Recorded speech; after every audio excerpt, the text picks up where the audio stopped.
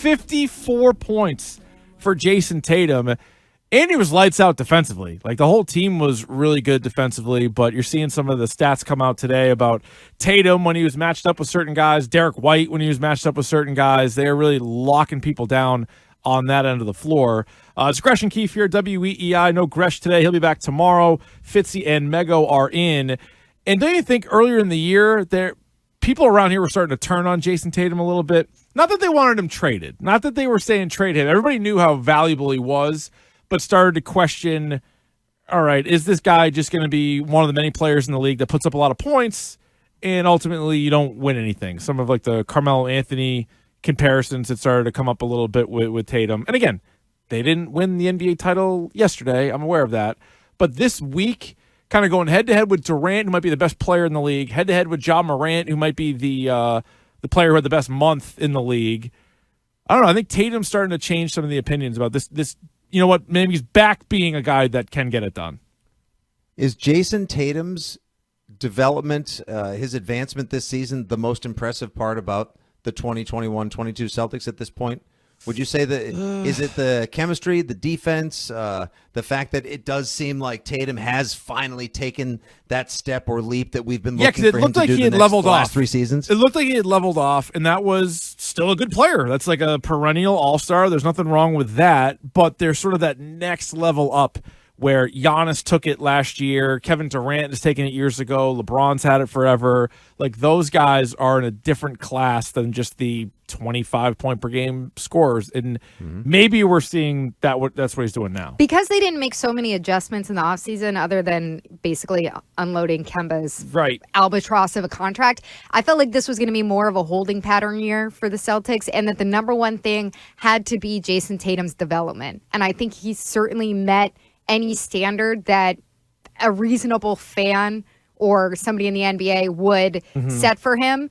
And the most impressive thing, though, to me has been the turnaround. The turnaround on the way that this team is playing together just before the trade deadline and right after. That's, in a way, more impressive because I expected Tatum to make this kind of development. But I think the way that you talk about people turning on him was because of some of the intangible stuff, chirping at the refs and Still complaining. Does that. Yeah. But here's the thing not seemingly being aggressive enough outwardly on the court or on the sidelines. And all that stuff kind of falls away when it's working on the court. Right. Like, people get pissed off about that when the team's not doing well, but it's like anything else. When you're winning, suddenly everything works. Right. If he's hugging Kyrie Irving after a loss, it looks so much worse than hugging him after a win where you score 54 points and you shut him down and you play better than he did. But you're right. For this season, the turnaround's pretty remarkable. After the game on December 29th, they fell to 16-19, and they lost to the Clippers where they went 4 of 42 from 3. Oh, God. So at that point, I remember. That bad? It was so bad. Yeah, it was horrible. Whoa. And then that didn't exactly turn things around. They won their next 2 games, but then they lost at home to San Antonio, and then they lost at the Knicks. So on January 6th, they were 18-21. And that's why I kind of rolled my eyes yesterday when Mark Jones, who's doing play-by-play, is like, can you believe there are even people suggesting that, like, breaking up Tatum and Brown? It's like, yeah, when they're playing this well, you can get on your high horse and say that in the revisionist history. But when they were 18-21, I think you were all ears on a potential trade. And again, I think just about nobody wanted Tatum gone. But people were at least saying, all right, you got to trade something good to get something good. Maybe Brown and Tatum won't work. Maybe it won't work.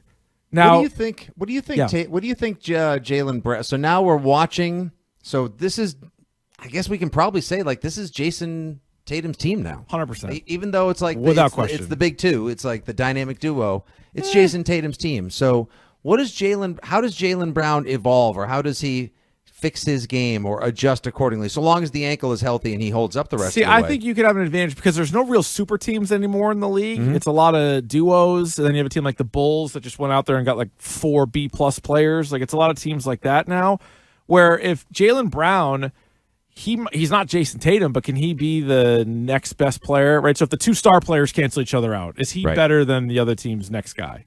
Well, to me, it's about his court vision, because that's the thing that kind of drives me crazy. And I love JB, but like the times that he, even in the fourth quarter yesterday where he puts his head down and it's almost like he gets lost in traffic. And more often than not, will cough the ball up. And he still does that sometimes. And it's like, dude, come on. The rest of the team has figured this out. So if you're going to be trusted as a primary ball handler from time to time, I need you to keep the head up and see the court vision. That's the one thing that bothers me about him. And the other side of it is, look, if you get into the playoffs and somebody can lock Tatum down, like, you need to become more of a dependable shooter from the outside. Yeah, that's the thing is this whole team has not had that. Like they don't have the marksman, and literally Grant Williams is the guy. Like Grant Williams, we're joking about, but his corner three is the most effective outside shot that they have. There are nights though where Tatum and Brown I think can do it. The problem is this season has been pretty inconsistent. You know it's not going to be smart, but at least he's not taking as many. At least he's kind of cooled off on that. And then Horford's not shooting well from the outside this year. Aaron Nesmith, I know he's hurt now, but he's never been able to do it. He was drafted for that. What is the hang-up? Like, I mean, the guy was literally the best three-point shooter in college when he came out of Stackhouse's Vanderbilt, and that's all we thought. Like, hey, we finally got a shooter, they got a sniper. Nope, he just can't. Why can't he pull? Like, he just can't get that aspect of his game down. So then the next logical question: Celtics have 16 games left, 9 against teams that are over 500. There's every reason to think the Celtics should be able to get to the magic number of 50 wins.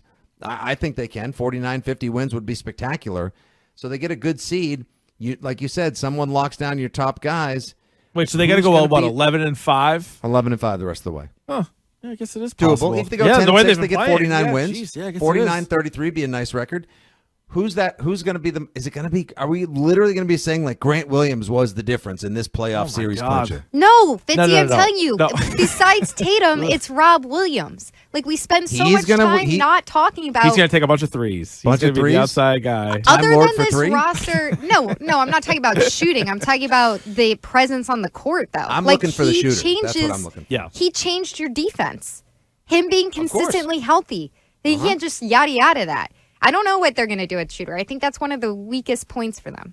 Yeah, no, that part of the struggle. That's my question. Yeah. Well, I mean, the answer is there's nobody.